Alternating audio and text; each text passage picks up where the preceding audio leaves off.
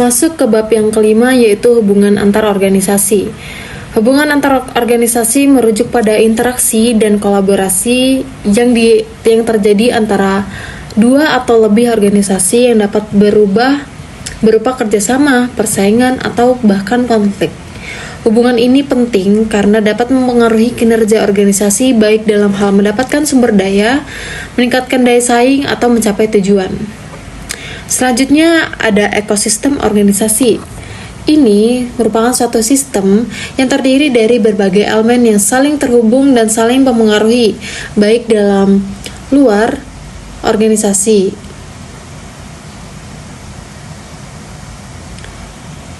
Ekosistem organisasi ini merupakan suatu sistem yang terdiri dari berbagai elemen yang saling terhubung dan saling mempengaruhi, baik dari dalam maupun dari luar organisasi.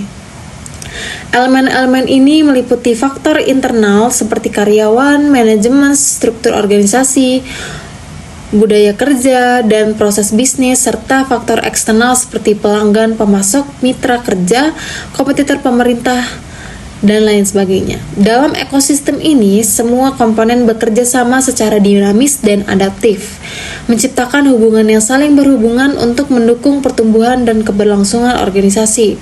Tujuan ini merupakan untuk menciptakan lingkungan yang kondusif dan berkelanjutan bagi pertumbuhan inovasi serta daya saing organisasi.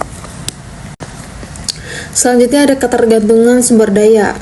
Ketergantungan sumber daya merupakan suatu kondisi di mana suatu organisasi membutuhkan sumber daya tertentu yang dimiliki atau dikendalikan oleh pihak lain untuk dapat menjalankan operasionalnya secara efektif. Sumber daya tersebut bisa berupa bahan baku, informasi teknologi, tenaga kerja, dan akses menuju ke pasar.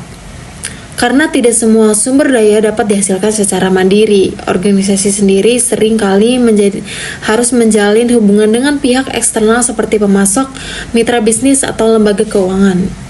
Ketergantungan ini menciptakan hubungan timbal balik di mana organisasi harus mampu mengelola, menyimbangkan hubungan tersebut agar tidak terlalu bergantung sehingga rentan terhadap tekanan atau gangguan dari luar. Jadi tujuannya untuk memahami dan mengelola ketergantungan sumber daya dengan memastikan kelangsungan operasional organisasi secara efisien dan berkelanjutan. Dengan mengetahui sejauh mana organisasi bergantung pada sumber daya tertentu, manajemen dapat merancang strategi untuk mengurangi risiko ketergantungan yang berlebihan, seperti alternatif sumber daya, menjalin kemitraan yang saling menguntungkan, atau meningkatkan kemampuan internal. Selanjutnya masuk ke jaringan kolaboratif, adalah suatu untuk bentuk hubungan kerjasama yang terstruktur antar individu, kelompok, organisasi, atau institusi yang berbeda, yang bertujuan untuk mencapai tujuan bersama melalui pertukaran informasi, sumber daya, keahlian, dan koordinasi aktivitas. Dalam jaringan ini, setiap pihak yang terlibat saling mendukung dan berkontribusi sesuai dengan kapasitas dan peran masing-masing, sehingga tercipta sinergi yang dapat meningkatkan efektivitas dan efisiensi dalam mencapai hasil. Jaringan kolaboratif biasanya terbentuk dalam konteks yang membutuhkan pendekatan lintas sektor atau multidisiplin, seperti dalam bidang pendidikan, kesehatan, bisnis, atau pengembangan masyarakat, dan sangat bergantung pada komunikasi yang terbuka, kepercayaan antar anggota, serta komitmen terhadap tujuan bersama. Selanjutnya ada dasar-dasar desain yang merujuk pada prinsip-prinsip fundamental. Ini digunakan untuk menciptakan komposisi visual yang efektif dan estetis.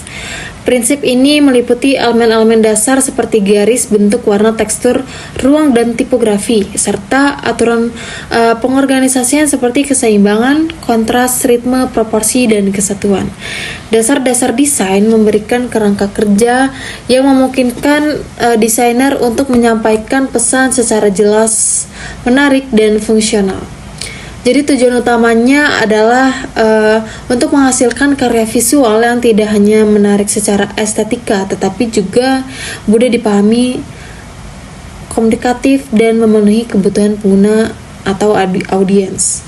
Selain itu, dasar-dasar desain bertujuan untuk menciptakan harmoni dalam komposisi visual yang memungkinkan desain untuk memiliki dampak yang kuat dan efektif dalam konteks komunikasi baik dalam media cetak, digital maupun ruang fisik.